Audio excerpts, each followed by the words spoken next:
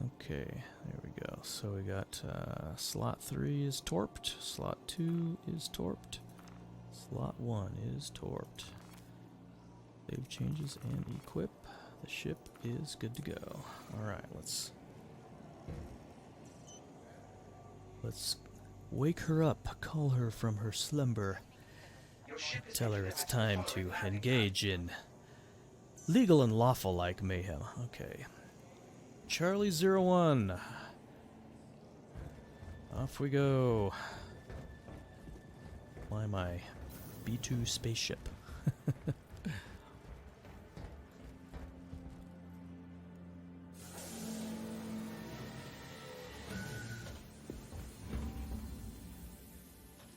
Which, I don't know if you know this, but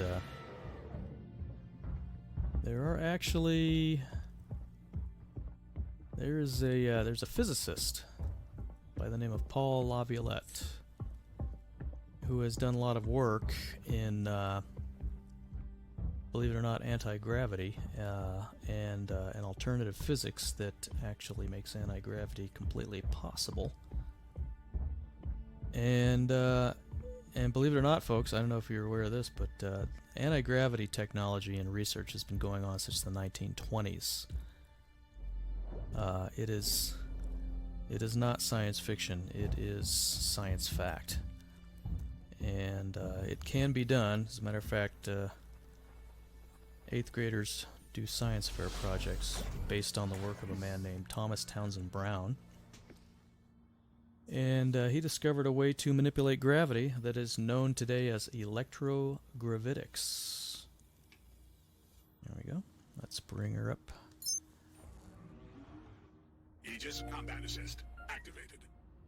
Systems green. And looks good. It does indeed show us 3 size 9 torps.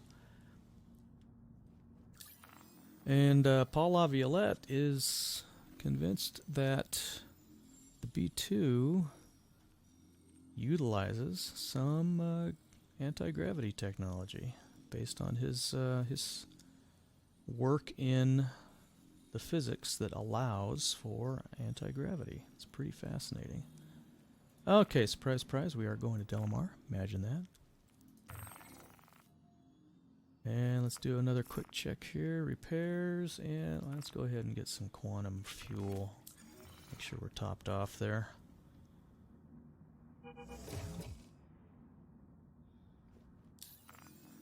So, I don't know.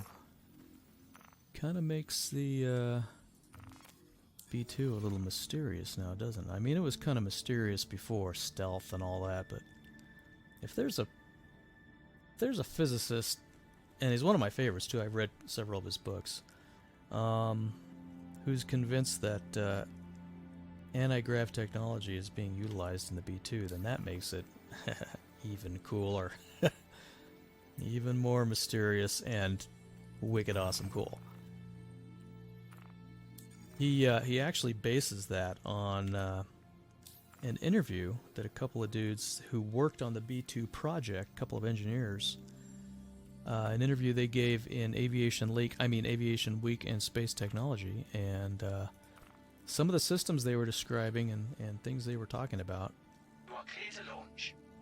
made Paul Laviolette say, "Hey, Thank you, and please visit again. that's anti-gravity. That stuff they're talking about is anti-gravity." By the way, those two did get in lots of trouble for that interview. So perhaps they did give away a little information they were not supposed to. But this is what it would look like if the B2 had anti-gravity.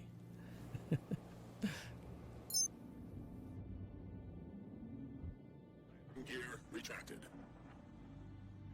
Now, maybe the B2 doesn't have the capability to do what this ship does. Thank you, and please visit again.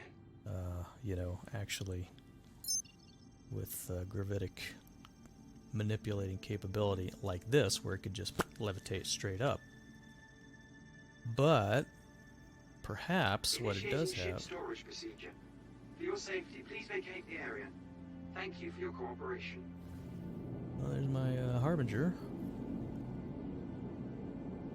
Perhaps what it does have is more like a gravitic assist.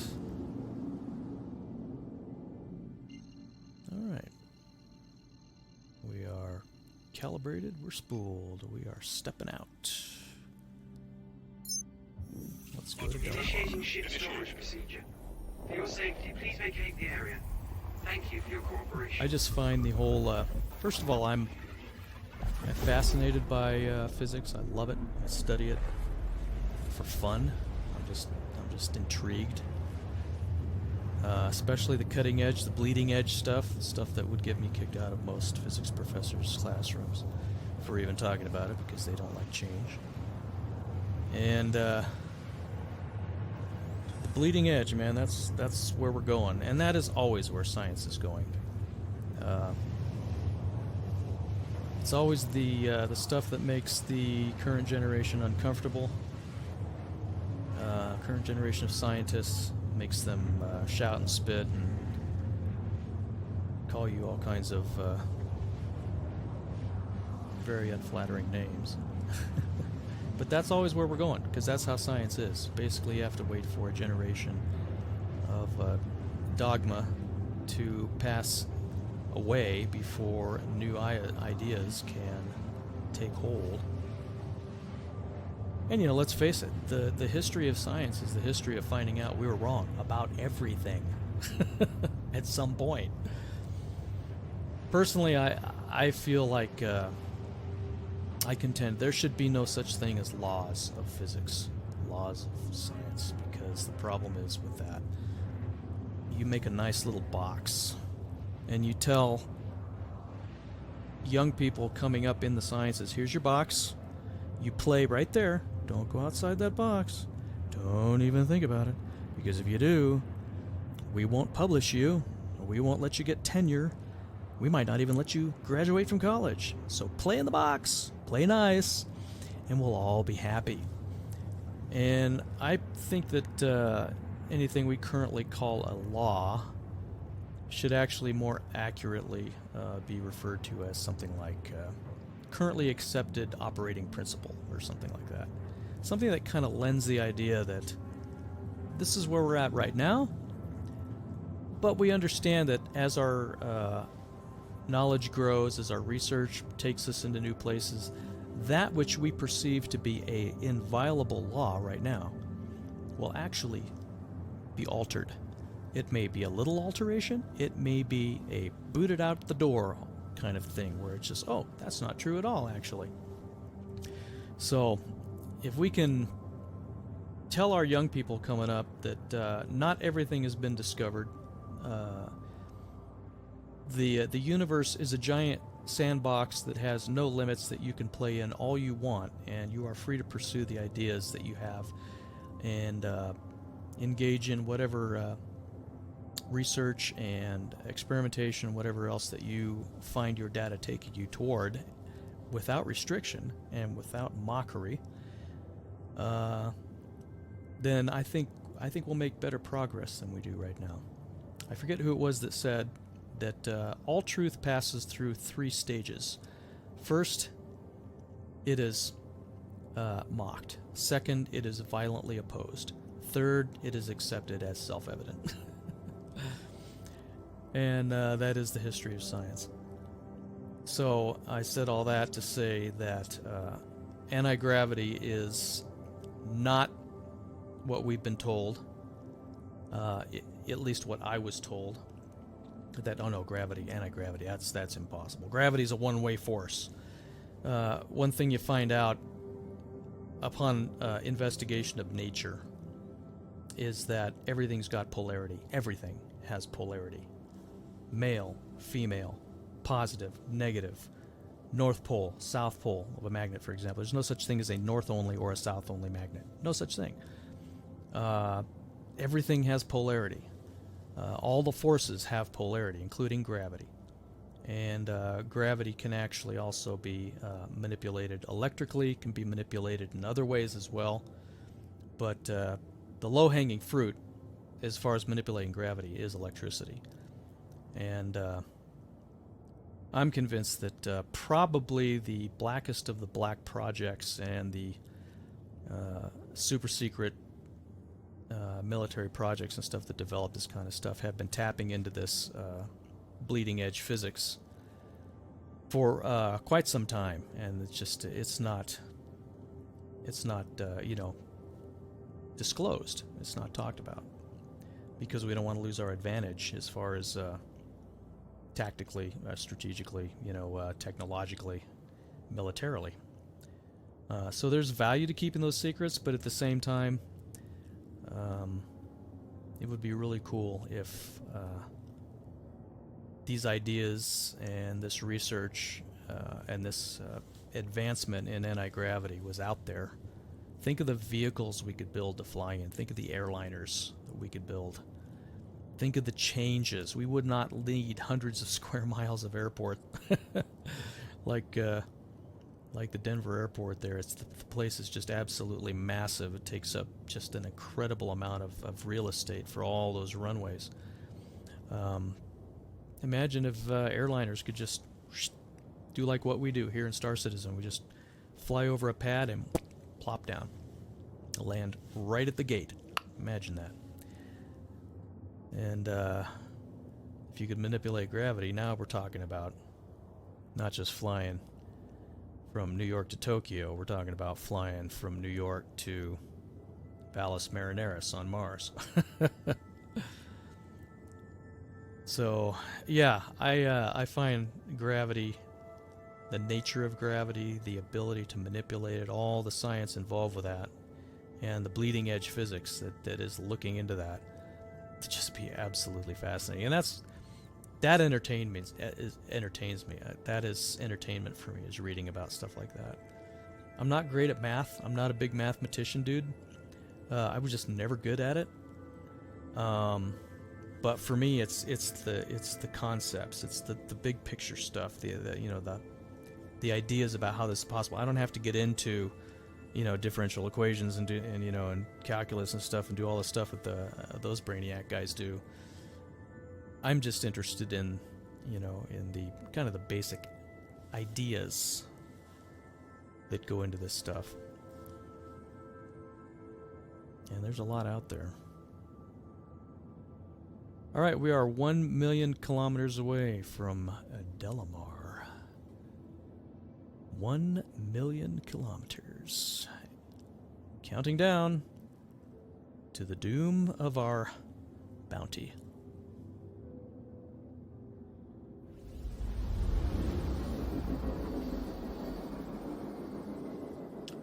All right, quantum is beginning to spool down. We are approaching. And there's Delamar. And it looks like our quarry is 600. Call it 595.1 kilometers on the other side of said moon. All right. Let's see if we can't find a way to get a little bit closer to this guy with quantum. Yes, indeed. So anti-gravity is not as science fiction as you may think, as you've been taught. Quantum travel initiated.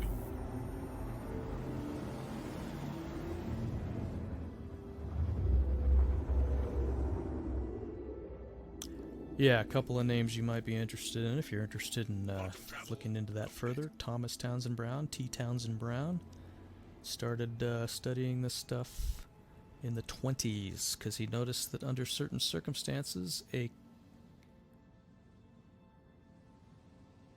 Okay, looks like there's no quantum targets I can get any closer to here, so we're just going to have to do this the good old Newtonian way. Sir Isaac, I am putting you in the driver's seat.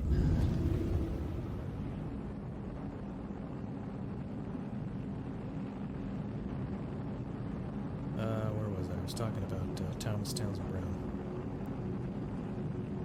He discovered that a capacitor would move under certain circumstances, and over time was able to figure out that when you charged a capacitor, there was a force that was actually generated, a physical force, just by electrically charging a capacitor. It's just electricity, guys. But it was making a physical force. And he later figured out that you could magnify and enhance the effect by making the capacitor asymmetric.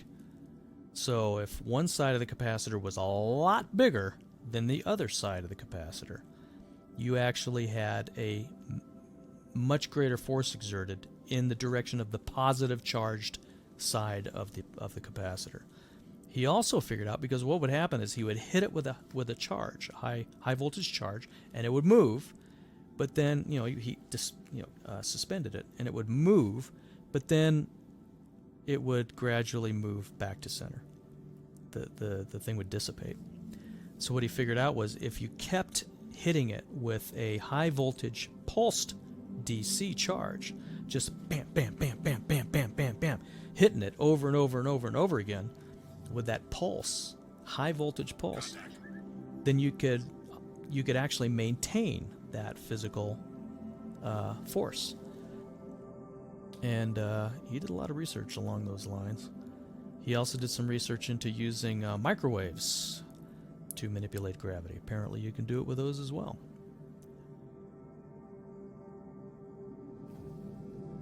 So this ship right here, which looks a lot like the B2. Well, let's close those. There we go. I guess it helps with the stealth. I don't know, maybe we can get closer before being detected. At least it does on real stealth aircraft. They don't open the weapons bays until they're going to launch that weapon. And they keep them open as briefly as possible. Okay, back into the asteroid field here.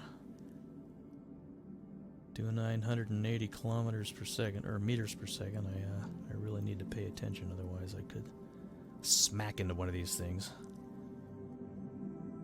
Me and my 3 size 9 torpedoes would be over.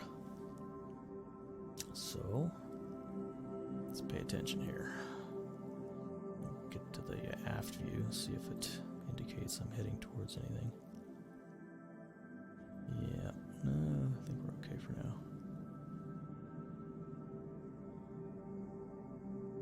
Yeah, so Thomas Townsend Brown, definitely big name in anti-grav research.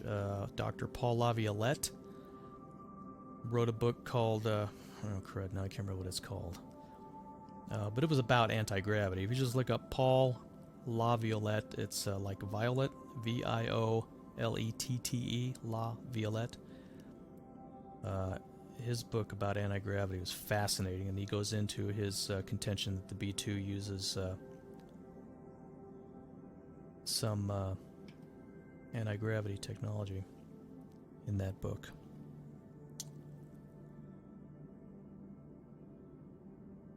And let's see, who else is involved in anti-grav research?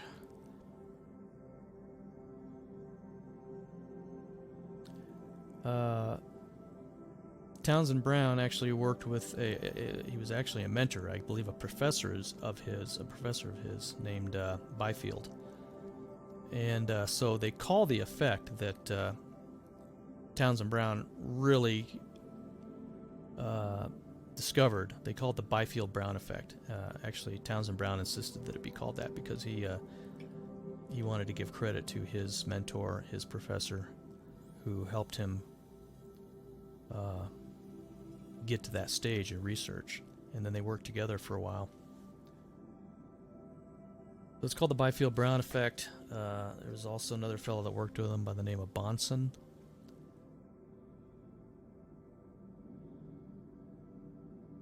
And if you want a fascinating study in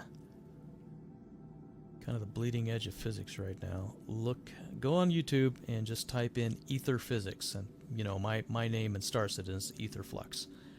And part of the reason for that, actually the reason for that, is because of my fascination with ether physics. AETHER is how it's spelled. It's pronounced ether. And ether physics today, it may be mentioned in a classroom in passing as a quaint historical concept held by earlier generations of scientists that bears no real bearing, has no real bearing on physics today, but oh, I beg to differ. Ether physics was basically the physics that Nikola Tesla, Maxwell, Faraday, all the guys that gave us everything we know about electricity today, they believed in it. Their theories, their mathematics, their experimentation, everything that they have given us that we use today regarding electricity was based on the existence of the ether. Again, that's AETHER. And a lot of scientists were never convinced that it was any other way. Supposedly the ether became a passé ancient concept due to a couple of things. Einstein's work in relativity, and also an experiment that was done by a couple of guys that was actually set out. Well, it was designed to say, is there an ether or not? And they took the results to indicate that there was no ether, but that's because their concept of how the ether worked and everything else was flawed. Turns out their experiment actually proved that the ether did exist, and several others who conducted the same experiment in later years, including one of the guys who conducted the experiment initially, came to the same conclusion. Yes, as a matter of fact, these experiments do show that the ether does in fact exist. And the ether is basically this fundamental energy field that exists, that everything basically goes out from and comes back to. Sounds a lot like the Force, really. When Obi-Wan Kenobi is explaining what the Force is to Luke Skywalker on board the Millennium Falcon. It sounds a lot like that, which is hilarious. Okay, coming up on 11 kilometers. I should be picking this guy up here pretty shortly.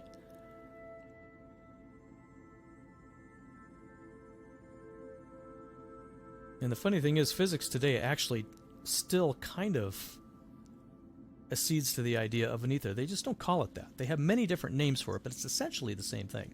They call it the quantum vacuum, they call it the Dirac of virtual particles, they call it the quantum foam. They have several different names for it, but functionally it is the exact same thing as the ether. They just can't bring themselves to say ether because, oh, that's so passé, that's so Victorian. We can't possibly say ether. What do you think we are? Throwbacks? Cavemen? Surely not.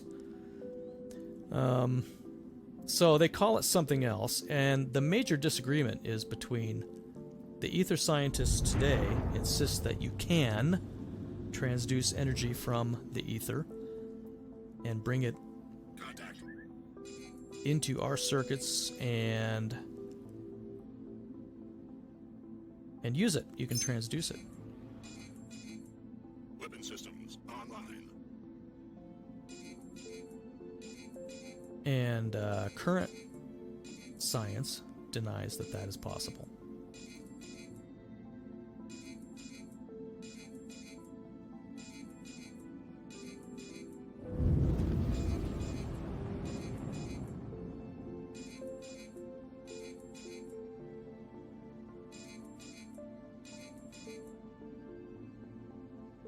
Alright, I'm going to quit blabbing here for a little bit, and I'm going to Shield under fire.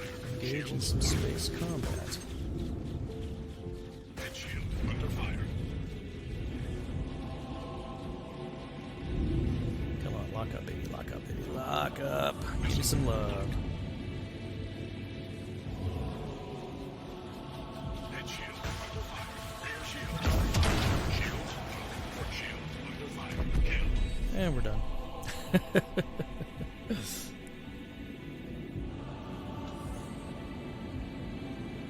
That's why I love the ship. One shot, goodbye. Alright.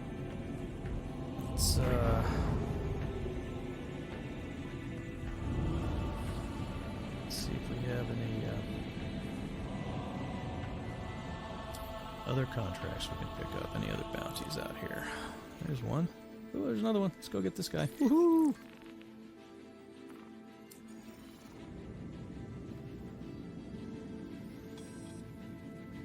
Okay. He is only 280. Oh, that's cool. That's actually closer than the last one. Wicked Nines, baby. You got that right, Damon's Blade. Wicked Nines. That's what I'm talking about. Put the hurt on you. Make you wish you hadn't got out of bed today. Yep, I love my Eclipse. I love my size 9 torps.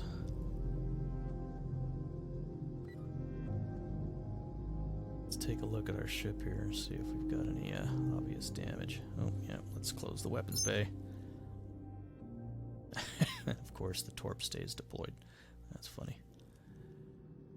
Okay. Alright, 244 km to go.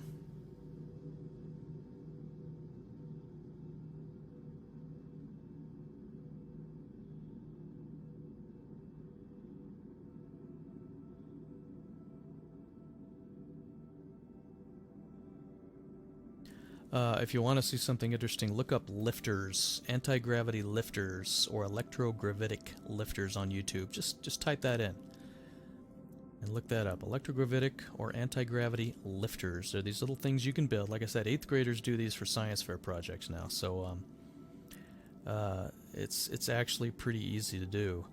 You build a little triangle-shaped frame out of balsa wood.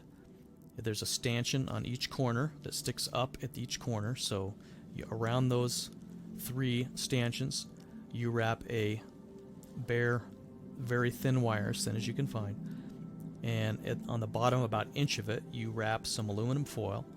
You hook it up to a flyback transformer, and when you sock the juice to it, man, that thing just goes, it just jumps right up.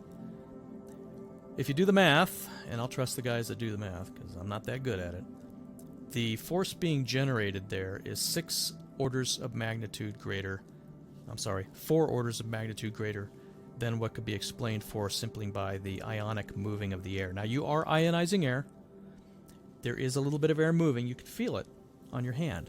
But it's, as a guy who has been involved in aircraft, aviation, my whole life, I can tell you right now, that air moving is not near enough to make that thing lift off. Not near enough.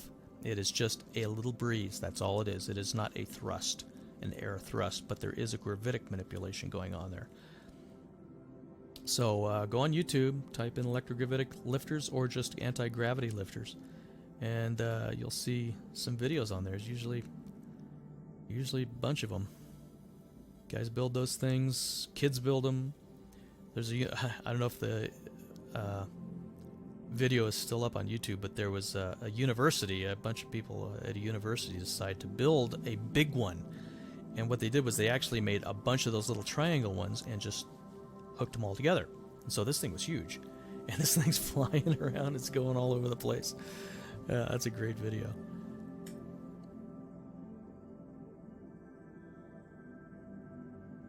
Oop. Boy, that was close. See what I mean? I almost died right there. Gotta pay attention to these asteroid fields, man. Dang. That was close. Almost deadified myself.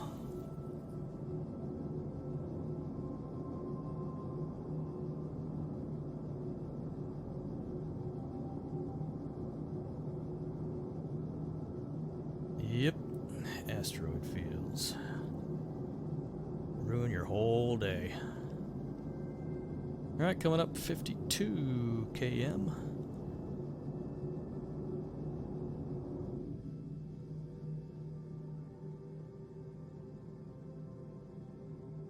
You know, in airliners we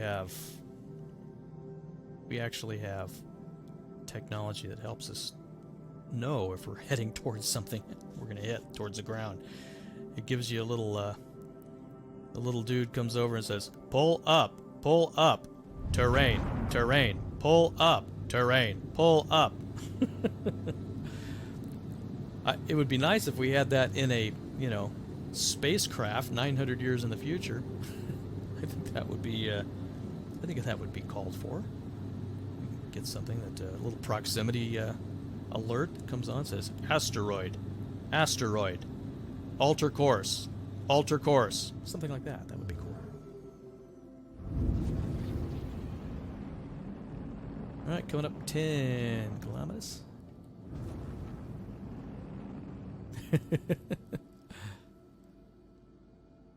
Yes, I'm playing Asteroids tonight. A little quality vintage gaming here. Let's play Asteroids.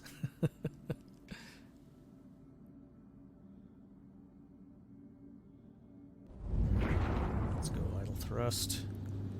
Should be picking them up here pretty quick. Contact. And I was right.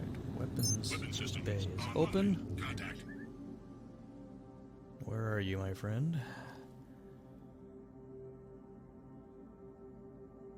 Yeah, there you are. And the nice thing about these is that you can stand off. Is he on this side? Yeah, he's on this side. Alright, Torp, do your work.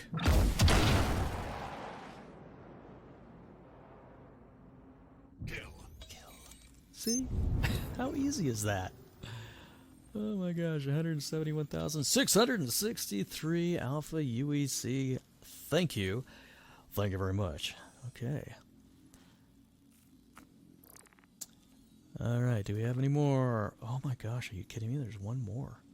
Alright, one more, guys. We'll call it one more. And we'll call it a night. Where's this dude at? How far is he away? 206.1 kilometers. I got one more torp left. Let's make it count. If you want a really good primer on ether physics, I would suggest going on YouTube, looking up a video called Steampunk Physics.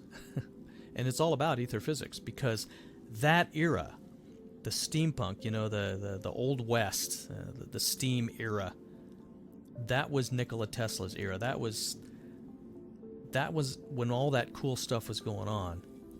And believe it or not, that's when that physics ruled. Steampunk physics. So it's a great video. It's just a really good primer. Gives you some nice introduction to the concepts of ether physics.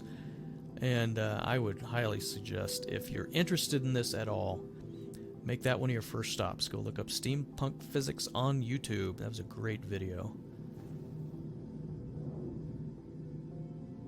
And the concept, or the motivation behind that video, the guy made the video essentially for people who want to write steampunk stories. And he basically was trying to get everybody spooled up on, here's the physics that was dominant at the time. You know, in the Victorian era, the 1880s, 1890s, man. That's when ether physics was the dominant physics model. And so if you're going to write steampunk, you really need to know what ether physics is about, and the fact that today it has not been abandoned. But you can write good stories. If you have some background and some understanding of ether physics, you can integrate that into your stories. So that was his motivation for making that video. But he does a really good job of giving you some good basic breakdown on what it all really is. It's fascinating. Hydrogen fuel at 75%. 75%. Thank you. Ooh, did I leave my bay doors open? I think I did. Let's close them up here. Just to make sure I don't get detected. If it even matters. I don't know if that even makes a difference or not. Okay, 10 km away. Once again, we close in for the kill. Contact. Where are you? Weapon systems online. Excellent. Is my bay door open? That's nice. It actually opens up automatically. When you Just turn on the radar, do a radar lock. Sweet. All right, girl. Missile lock. Show them what we got. Last torp. Make it count. And survey set. Kill. And I'm now up to what? 179. Ooh-wee. Breaking in some alpha UEC, buddy. Alright. That was fun. Wonder if there's any more. I'm out of torps anyway. There's one more bounty hunter, but I'm out of torps, man. Alright, let's go home.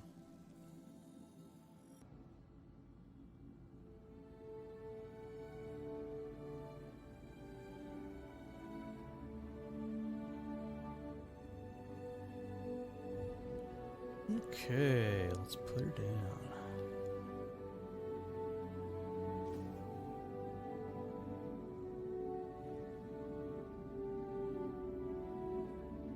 Landing complete. Engines off. Landing complete. Have a pleasant stay. Let's go ahead and leave the bird.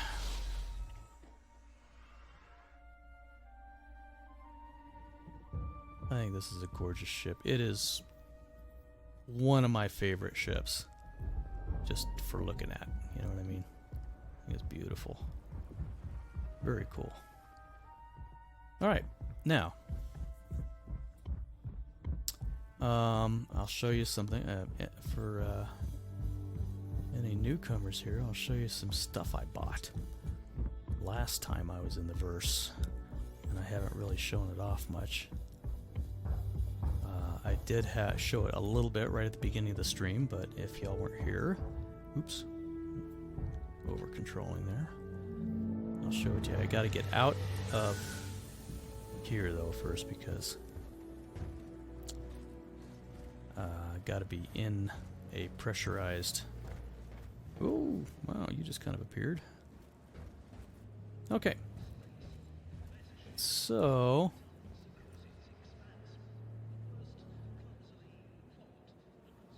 Here's what I look like with all my armor on, and I love the face thing. That is so awesome.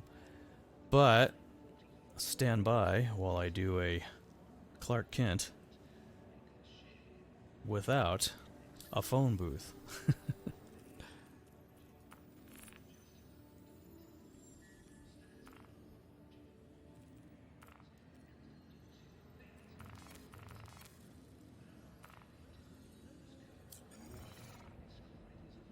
Okay. And there I am. Check out that jacket. Ooh-wee. Looking sharp or what? I love that coat. I got it at, oh, where did I get it at? Was it? No, it was at, Levski. Yeah, I got it at Levski. Is that cool looking though, or what?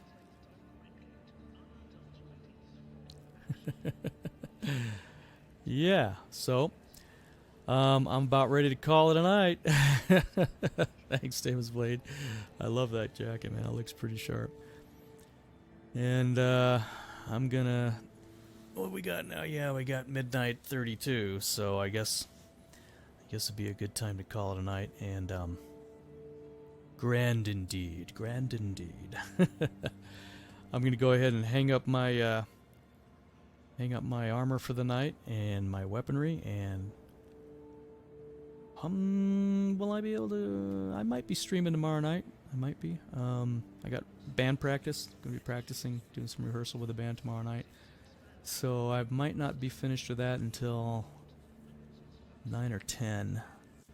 But we'll just see how it works out.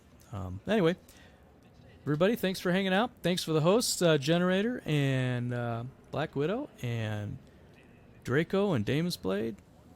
Thanks for hanging out tonight. Yeah, appreciate it as always. Hopefully I'll see y'all next time. So I'm gonna call it a night and wish y'all a good night. As always, God bless, God bless America. We'll see you next time. Take care, y'all. Have a good night.